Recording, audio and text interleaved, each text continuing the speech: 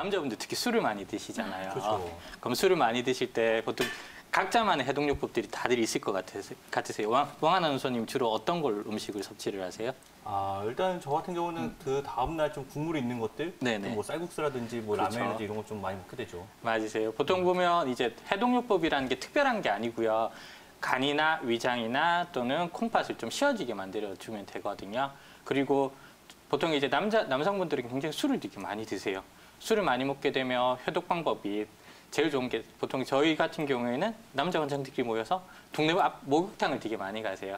따뜻한 데 들어가서 식사를 안 한 공복 상태에서 땀을 쫙 빼게 되면 노폐물도 빠지고 몸도 굉장히 건강해지게 되거든요. 그래서 해독요법이라는 게 꼭 뭔가를 먹어서 해독을 한다는 개념보다는 뭔가를 안 먹어서 해독하고 땀을 빼는 것도 굉장히 좋은 방법이라고 여겨집니다.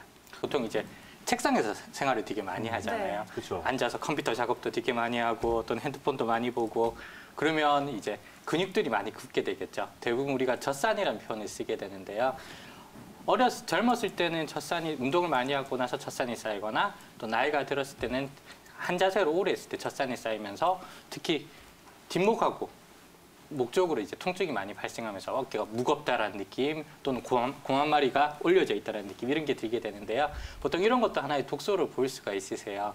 그렇기 때문에 평소에 이제 보통 젊은 분들 같은 경우에는 대부분 이제 이런 젖산이 쌓이더라도 간이나 콩팥 대사 과정을 거쳐가지고 잘 배설이 되기 때문에 몸이 굉장히 가벼워지세요.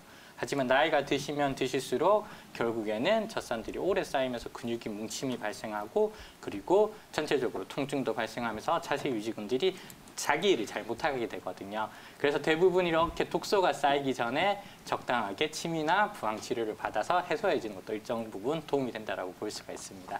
보통 이제 한의학적으로 어떤 해독요법을 얘기할 때 상한론이라는 그 고서에 좀 많이 나와 있는데요. 왕송 아나운서 술 많이 드시고 나서 어떻게 하면 빨리 깰 수 있을까요? 술 많이 먹고요? 네. 일단 잠을 많이 자는 방법이 그렇죠. 있고 또 물을 많이 먹는 방법이 다양하죠. 그래서 보통 동의보감에 보면 술 많이 먹고 나서 이제 치료하는 방법 중에 땀을 많이 빼는 방법, 그다음에 수분 섭취를 많이 하는 방법. 그래서 사우나 같은 데 가게 되면 땀짱 되고 나면 그 다음날 빨리 해독이 되게 되시거든요. 그래서 나눠보다 보면 보통 이제 약간 송승용 원장님도 얘기하셨지만 그 상한론에서는 3가지 방법으로 해독요법에 대해서 설명을 하게 되세요. 첫 번째는 땀을 내는 방법, 한법.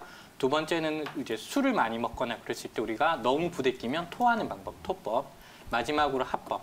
합법은 이제 설사라든지 이뇨작용을 통해 가지고 이제 해독을 하게 되는데요. 각각의 이제 체질별로 특징들이 조금씩 있으세요. 땀을 내면 되게 좋은 체질들은 대부분 체격적인 조건이 굉장히 좋으신 분들이 많으시겠죠. 또 속열이 많으신 분들이 그렇고요.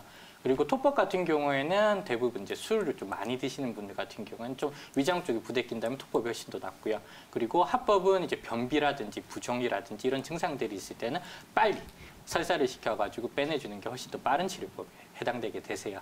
그렇다면 우리